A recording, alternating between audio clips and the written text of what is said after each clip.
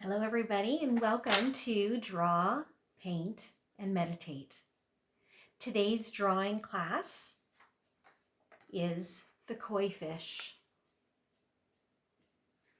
One of my favorite ways to elongate my prayer and meditation time, especially when I put it together with my creative process, is I will find things that I can add detail to, I can add color to, because for me, color is something that really changes my mood. And so, of course, you can always create this drawing in the way that most pleases you or in a representative way of how you're feeling in the moment when you do this drawing class. But I just always want to invite you that even as I'm walking through the instructions for the drawings that I am introducing you to, you feel free to always take this and make it your own. So as always, we will start with something to think on and grab on hold to, and let that be the prayer and meditation in our atmosphere as we are creating together. So this passage is from a book called The Crossroads of Should and Must by L. Luna. It is a quote from a poem by Rumi. Let yourself be silently drawn by the strange pull of what you really love. It will not lead you astray. Let yourself be silently drawn by the strange pull of what you really love. It will not lead you astray.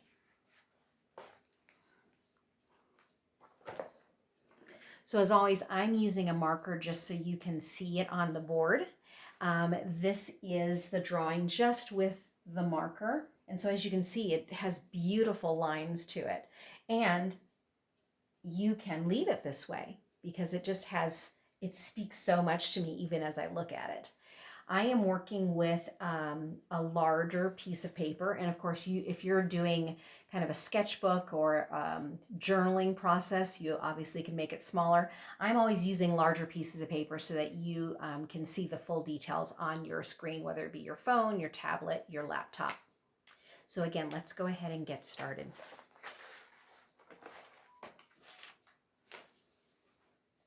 So my first shape has a very flowy line to it. And what I'm going for is more of a turned fish.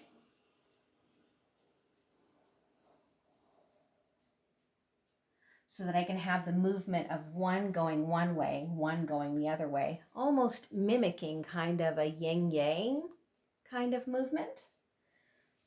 So go ahead and start with that curved line.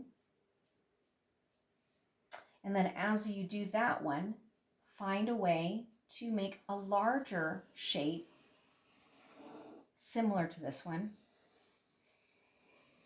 going the other way.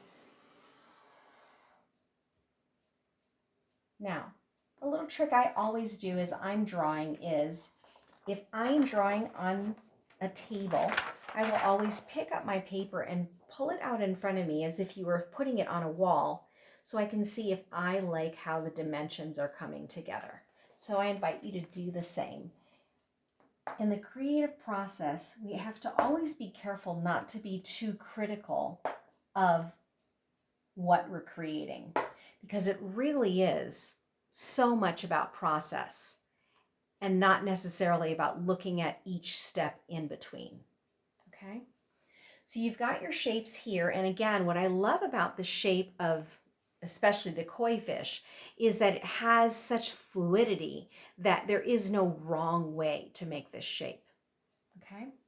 So now we're going to work on the fins. And again, it's mimicking kind of a bouncing line moving through the water, almost like the dorsal fin of like what you would see on the back of maybe a dolphin or a whale, right? So we're doing this on both sides. And so just depending on how your shape is on your two bodies of your fish, as you can see with mine, they're kind of touching each other. And that's fine. Now, if you don't like that movement or having them colliding in that way, you just move it over a little bit. Okay. And then from here, you're adding the fins towards the front of the body.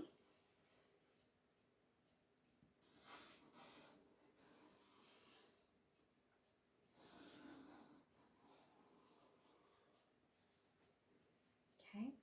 And you're stepping back, just kind of noticing.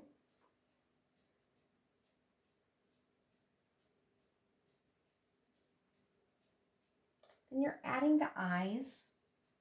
And so you're getting more of a side view of the eye. So there are two semicircles on both sides.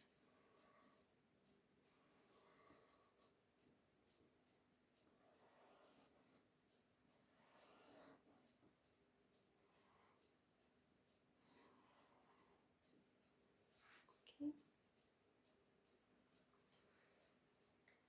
Now we're adding the fin on the top of the body.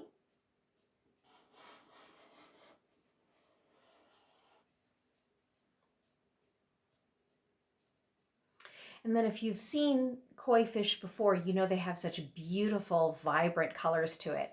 And so it's the perfect subject for watercolor paint.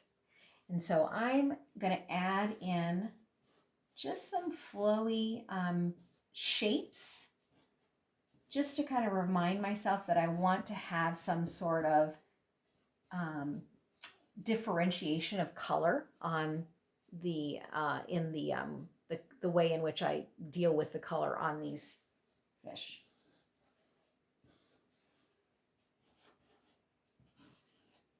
And you can choose to do the pattern the same or different on both of those fish, right?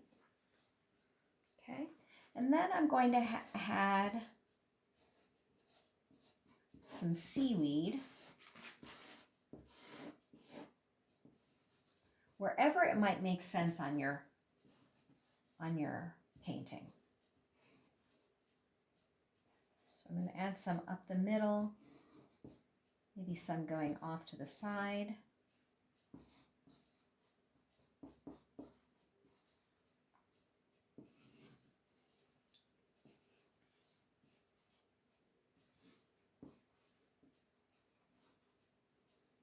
Okay.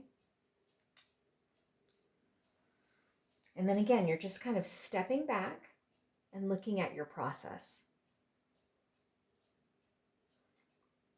Now, what's beautiful about the way we've drawn this koi fish is that however you move this painting, you see the movement of the fish.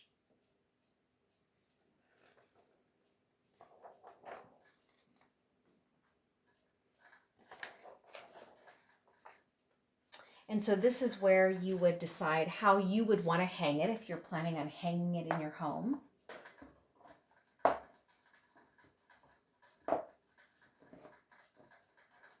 Or maybe it'll just be tucked away for you to add colors at other times.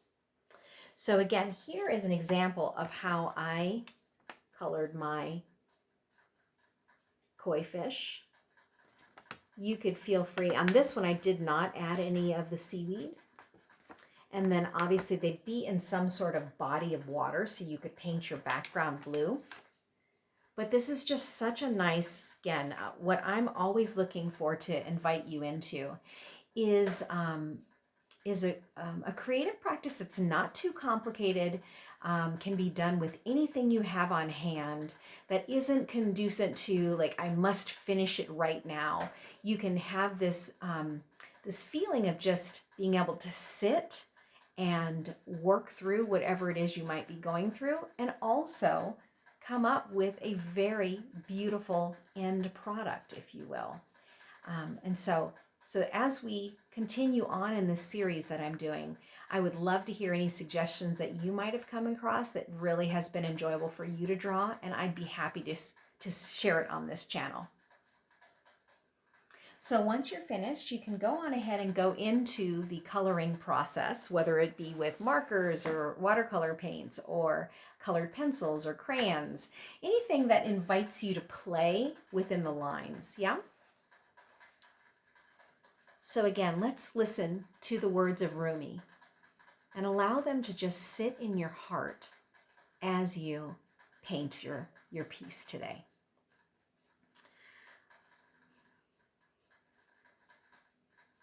Let yourself be silently drawn by the strange pull of what you really love. It will not lead you astray. Thanks so much for stopping by. Make sure and check back in my archives for the other paintings that I have created on this channel. And let me know what you think about this series, and make sure to like and share, subscribe, of course, and hit the notification bell so you can get all of my drawing classes.